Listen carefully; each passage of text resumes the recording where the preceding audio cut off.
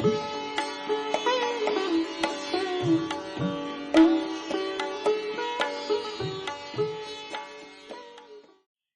सद्गुरुदेव परमात्मने नमः। श्री रामचंद्राय नमः।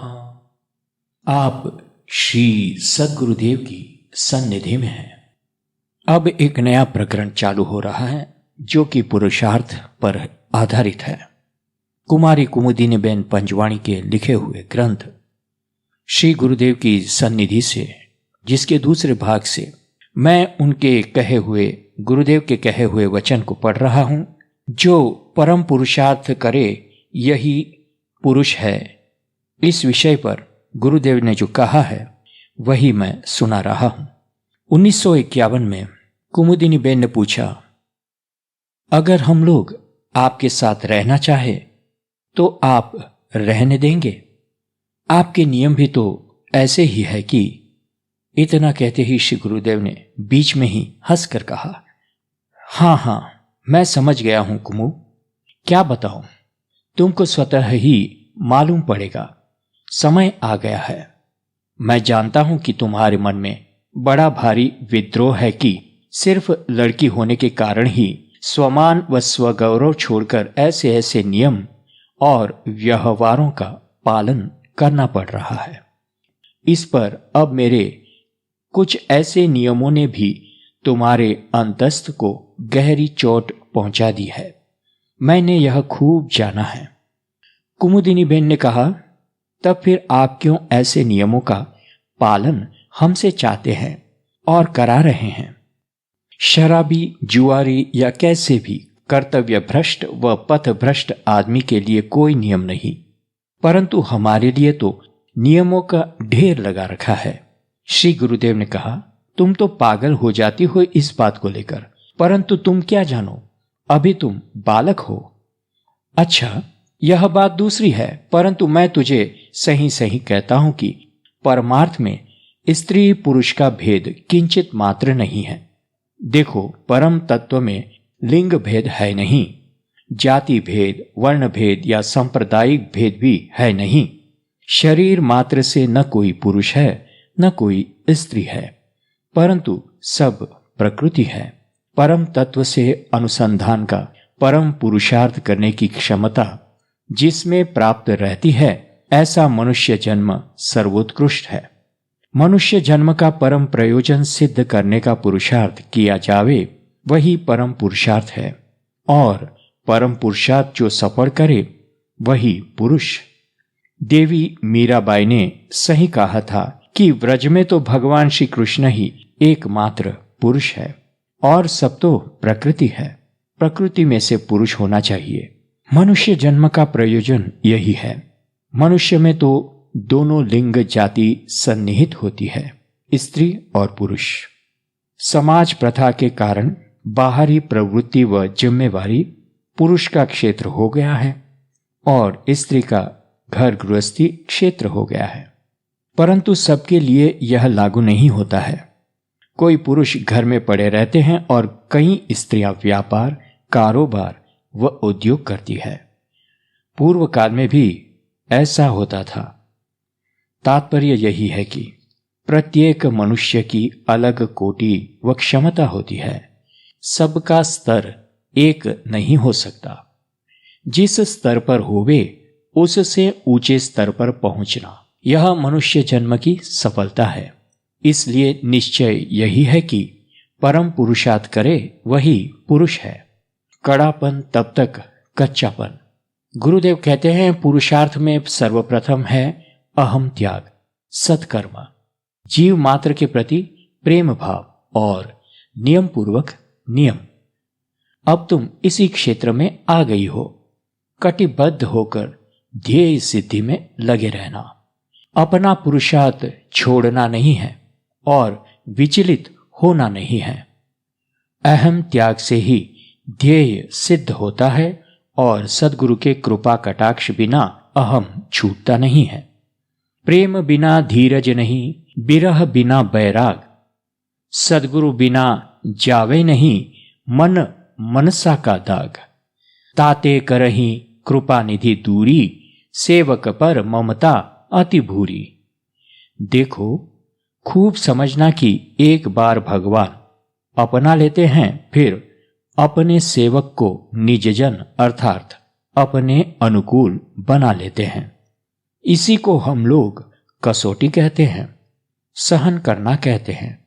कसौटी में पार उतरना अपनी निष्ठा पर निर्भर है। मैं पुनः कहता हूं कि अहं त्याग से ही ध्येय सिद्धि होती है और ध्येय सिद्धि से सिद्ध हुआ जाता है। देखो ना, तुम्हारे ज्योतिषी महाराज ने बिना सोचे जाने ही कह दिया, सिद्ध गुरुदेव। मैं कहाँ का सिद्ध हूं?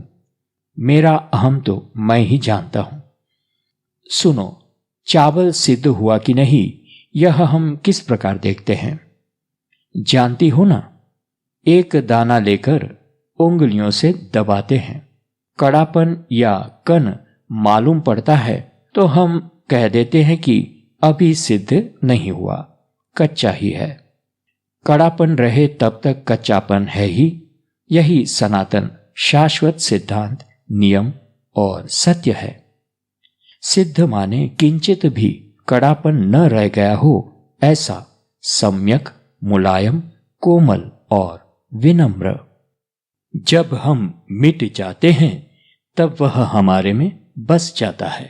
जब हम खो जाते हैं वहां वह आ जाता है और छा जाता है। इसलिए साधन माने मिट जाना, खो जाना, मन की ऐंठ गल जानी चाहिए। इस दुनिया में आए के छोड़ी दे तू ऐंठ, लेना हो सो ले लीजो, उठी जात है पेंठ। सोचो तो पुत्री, तुम्हारा ध्येय परम पुरुषार्थ का है, तब फिर नियम तुमको कहां बाधा डालेगा? तुम विश्वास रखना कि मेरा कोई नियम तुम्हारे पुरुषार्थ में बाधक नहीं होगा। कुमुदिनी बेन ने पूछा, यदि ऐसा ही है तो फिर नियमों को भी मेरी ओर से क्या बाधा हो सकती है? श्री गुरुदेव ने कहा, कुमुद, कोई बाधा बिल्कुल नहीं है। हो, तुम पक्का विश्वास रखो। तुम और मैं समान जाति के हैं और वह जाति है श्री राम जी के भजन करने वाले हरिजन की। भजन करने से ही हमें भगवान अपना निजजन हरिजन सिद्ध कर देते हैं। हमें कुछ करना नहीं पड़ता है, केवल भगवान का हो जाना है। जात नहीं जगदीश को, तो हरिजन को कू क्या होए। जात भात कुल कीच में, डूब मरो मत कोय। भगवत तत्व की इच्छा, कुतूहल व जिज्ञासा होने पर उसको समझने, जानने और पाने के लिए कुछ न कुछ करता रहता है। वह है जिज्ञासु, चाहे स्त्री हो या पुरुष। जिज्ञासा से प्रेरित होकर उसकी पूर्ति का प्रयत्न करता हुआ श्री गुरु शरणागत होवे, वह जागृत जिज्ञासु अर्थात मुमुक्षु श्री गुरु उपदेश के अनुसार अनन्य निष्ठा से पुरुषार्थ में संलग्न हो जाए, वही पुरुष और वही पुरुषार्थी। यह तन विष की बेलरी, गुरु अमृत की खान।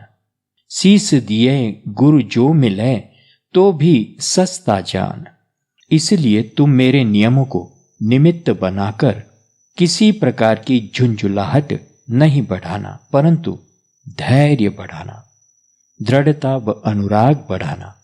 इतनी दृढ़ता रखना कि परवाह नहीं जो आज जमाना खिलाफ है, रास्ता वही चलूंगा जो ठीक और साफ है। तो हीनो खौफ हेय है मेरी निगाह में, मैं खाक भी जो हूंगा तो नेकी की राह में। अगर तुम इतनी दृढ़ता से बिल्कुल डटकर रहोगी तो सारा विश्व एक तरफ हो जाए तब भी कोई परवाह नहीं।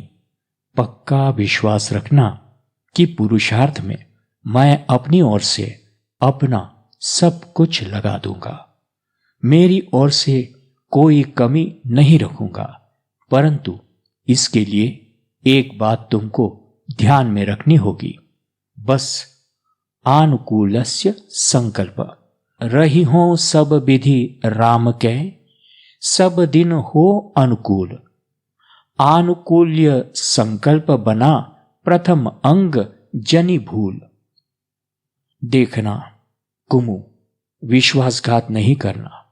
साधु तो साधुता का त्याग नहीं कर सकता, नहीं कर पाएगा। साधुता छोड़ दे तो फिर साधु ही क्या रह जाता है। साधु जो एक बार कह देता है और विश्वास देता है, फिर उससे हटता नहीं है, सब कुछ सहन कर लेता है, अपना प्राण तक दे देता है। यह बात भूलना नहीं और ध्येय से च्युत होना नहीं। और भी एक बात कहना चाहता हूं। देखो कुमु, तुमको साधु वेश का बड़ा भारी ममत्व और आकर्षण है। यदि वेश परिवर्तन की सही ठोस इच्छा है तो ऊपरी स्थूल वेश की बजाय ऐसे गुण स्वभाव के सूक्ष्म वेश व चिन्मय रूप धारण करो कि जिसके प्रेम में बंधकर स्वयं भगवान तुम्हारे अत्यंत निकट आ जाए और तुम्हारे ऊपर रीझ जाए। जे जन खेरु विषय रस, चिकने राम सनेह। तुलसी ते प्रिय राम को, कानन बसही की गेह। ऊषर बरसई तृण नहीं जामा, जिमि हरिजन हिय उपजन कामा। रीझत राम सनेह निसोते, को जग मंद मलिन मति मोते। देखो, केवल शारीरिक काम ही नहीं समझना।